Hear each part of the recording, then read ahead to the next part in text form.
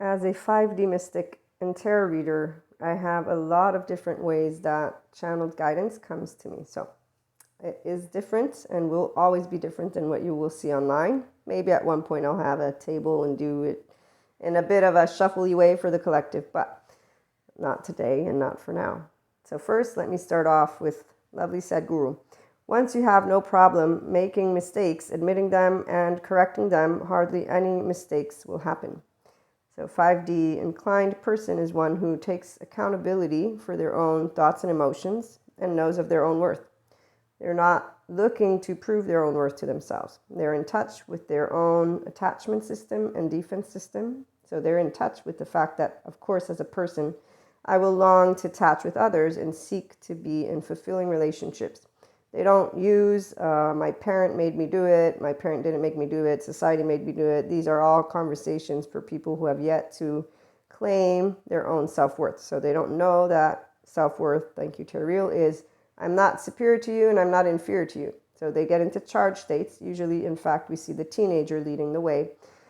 And that's for another day. I have psych education for my trauma-informed courses, and I usually share that. But again, I'm on a time.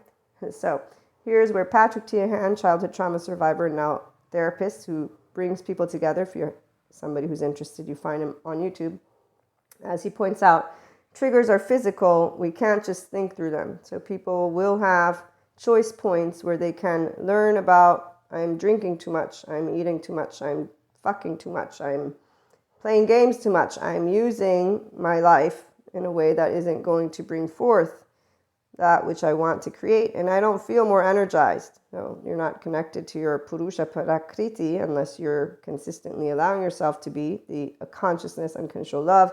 Consciousness happens when you're integrating your brain. So that means you have a chit-chatter, your left mode, and your emotions, sensations, and nonverbal. All that is nonverbal comes from the right mode, and they have a different language, but integration is because you differentiate and link the two on your own. You don't need somebody. Some people do, and when they get good therapists, they actually learn about integration of the brain.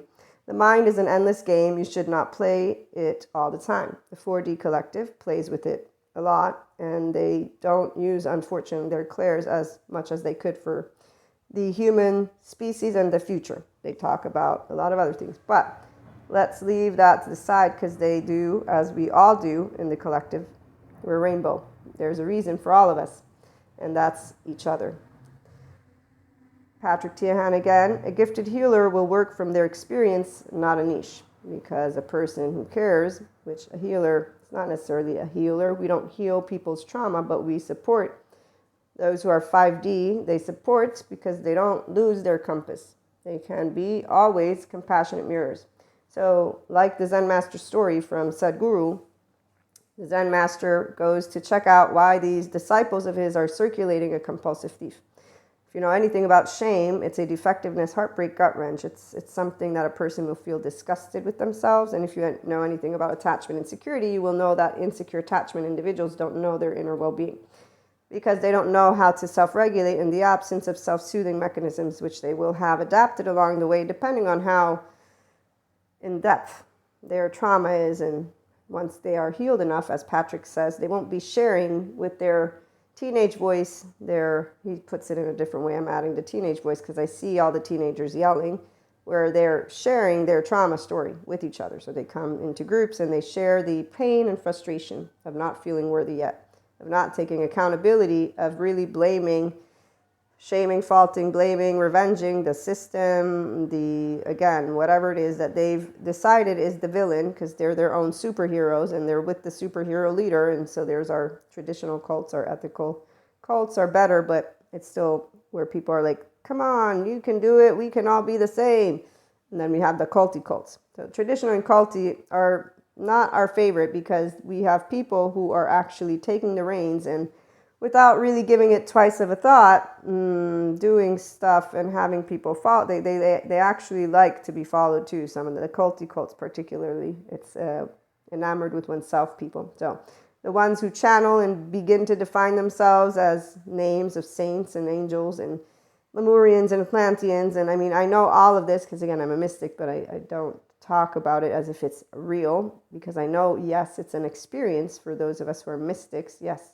However, like Patrick McNamara points out in his video on religious self, he has a book out and he's a neuroscientist. The religious self is how you reorganize and restructure yourself. And on that note, the 5D person who's a mystic or not knows how to work their emotional body. That's why they don't get into the loss.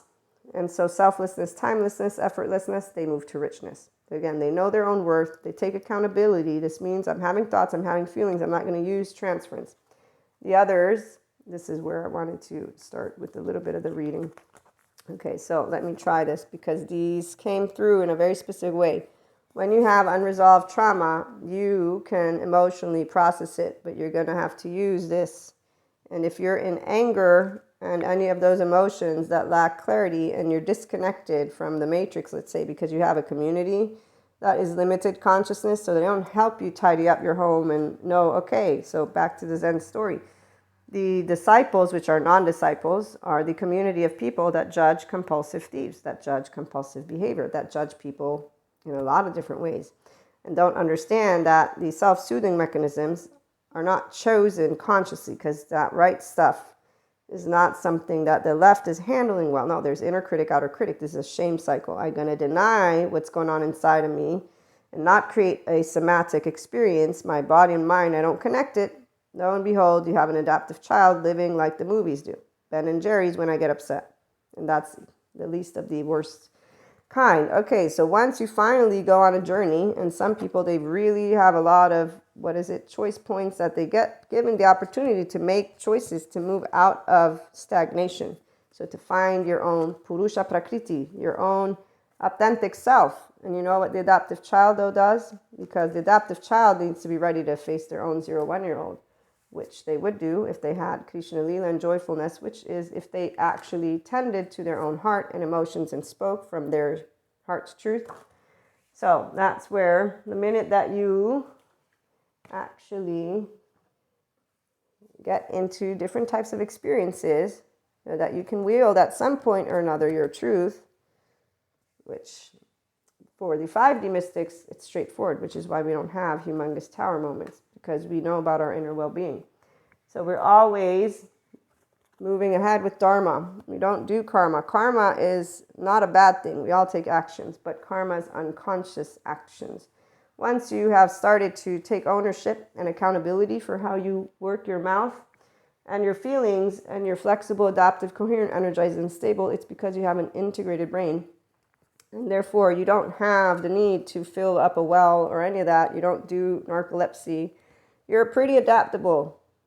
And you're pretty much always integral with your own piece of Purusha Prakriti. So again, right now we have a lovely 5D collective, and I'm so excited because I can feel the resonating of the people that are finally able to see their self and whatever it is that they've been building. The ones who had a bit more of a struggle, they're a little bit, I want to use the word disappointed, because see, when you are a person that takes accountability for being human, it means you think you know everything, even though you know you don't know everything. But when you think you know everything with arrogance, and you actually did not know about the unfortunate unresolved trauma, the people who play games, the people who do gaslighting, ghosting, manipulation, they lie, they come in and out. The people who actually understand the compulsive activities were not really them.